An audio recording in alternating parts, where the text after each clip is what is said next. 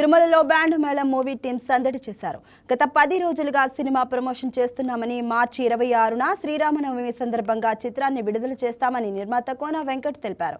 Court మూవీతో రోషన్ శ్రీదేవి తెలుగు ప్రేక్షకులకు బాగా దగ్గరయ్యారు అని అన్నారు.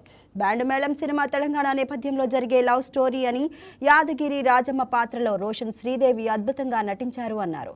చదువు లేకపోయినా టాలెంట్తో పైకి రావచ్చని చెప్పే కథే బ్యాండ్ మేళం చిత్రమని వెల్లడించారు.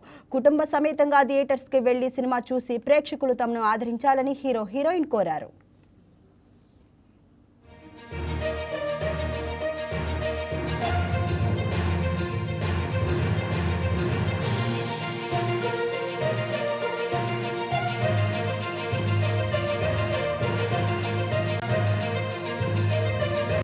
దీంట్లో కూడా మీకు గొప్ప మెసేజ్ ఉంటుంది చివరిలో.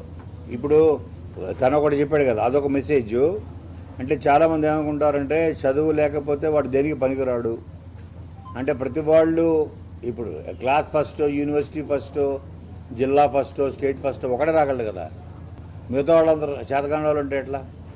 చాలామందికి వాళ్ళకి చదువుకుంటారు కానీ తర్వాత వాళ్ళు రాత్రి చదువుకుంటే వాళ్ళు పొద్దున మర్చిపోతారు. తెల్లగాయితం కనబడుతుంటుంది అక్కడ. రాత్రి చదువుకుని గుర్తుండదు. ఈ అమ్మాయి అంతే, ఏం గుర్తుండదు. అయితే వాళ్ళకి వేరే టాలెంట్ ఇస్తాడు భగవంతుడు. చాలామంది మీరు చూస్తే super stars, musicians, singers, including మన పవర్ స్టార్ ఇంటర్మీడియట్ ఆపేశాడు. అంటే మరి తను చూస్తే మరి ఇప్పుడు రాష్ట్రాన్ని శాసిస్తున్నాడు. సో చదువు ఒకటే కాదు, ఒక కొలమానికం, ఒక మనిషి టాలెంట్ని గుర్తించడానికి, అతనిలో శక్తి సామర్థ్యాన్ని చెప్పేది చదువు ఒకటే కాదు. ప్రతి భగవంతుడు ఏదో ఒక టాలెంట్ ఇస్తాడు మనందరికీ. అదేంటో మనం గుర్తించుకోవడానికి కొంతమంది ఎర్లీ గుర్తిస్తారు, క్రికెటర్స్ అవ్వచ్చు, కొంతమంది లేట్ గుర్తిస్తారు.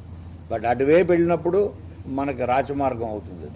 అదే కదా ఇప్పుడు ఆయన మెసేజ్. నాకు క్లైమాక్స్లో లాస్ట్ 30 minutes అయితే ఇది ఒక అసలు అందరూ ఊహించని, ఇందులో ఒక పెద్ద ఈ 30 minutes మిమ్మల్ని ఒక అనుభూతికి గురి చేస్తుంది ఈ సినిమా. అప్పటిదాకా ఫన్, నవ్విస్తూ, ఏడిపిస్తూ, గవ్విస్తూ, పాటలు పాడుకుంటూ అల్లరచిల్లరగా వీళ్ళు తిరిగే వెనకాల ఒక భావం, ఒక గొప్ప ఫినిషింగ్, మీ జీవితాంతం వెంటాడే ఒక ముగింపు ఉంటుంది ఈ సినిమాకి.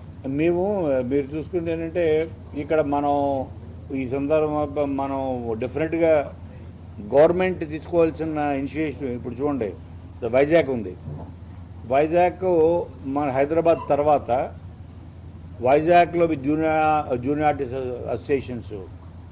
అసోసియేషన్స్ ప్రతి సినిమా ఎంతో కొంత పర్సంటేజ్ వైజాగ్లో 30%, 40%.